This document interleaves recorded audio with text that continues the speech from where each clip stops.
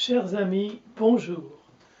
Comme vous le savez, je suis l'auteur de 2 romans chez Chloé Délices, L'Élitiste et Louisiana.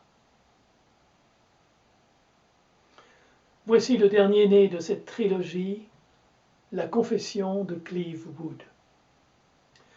Ces 3 romans se déroulent dans le même milieu, celui d'un lycée d'excellence dans une banlieue chic de région parisienne. Ils sont pourtant tous différents et peuvent se lire séparément. L'élitiste dénonce l'engagement politique d'un proviseur qui tyrannise une infirmière récalcitrante dans son établissement.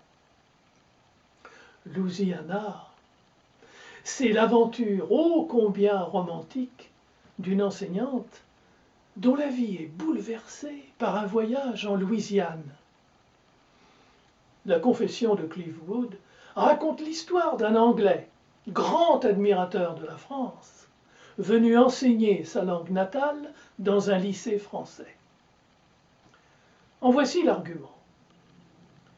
Cleve loge provisoirement chez Karl Erhardt, un professeur devenu aveugle qui enseigne l'allemand dans le même lycée avec l'aide d'une assistante.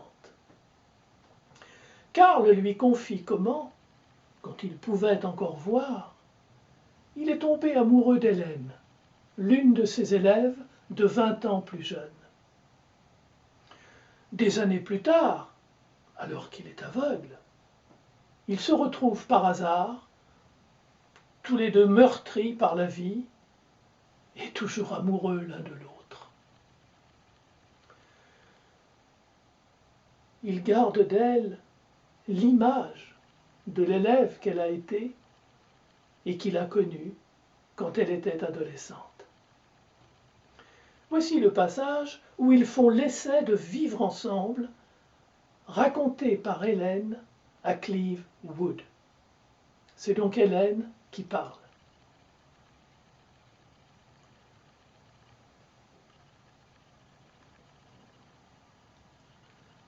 Lorsque nous nous sommes revus, je continue à dire revus, bien que ce soit moi seul qui ai posé les yeux sur lui,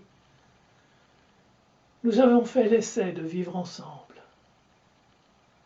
Alors il a voulu me voir, comme font les aveugles avec les mains. Il a touché tout mon corps.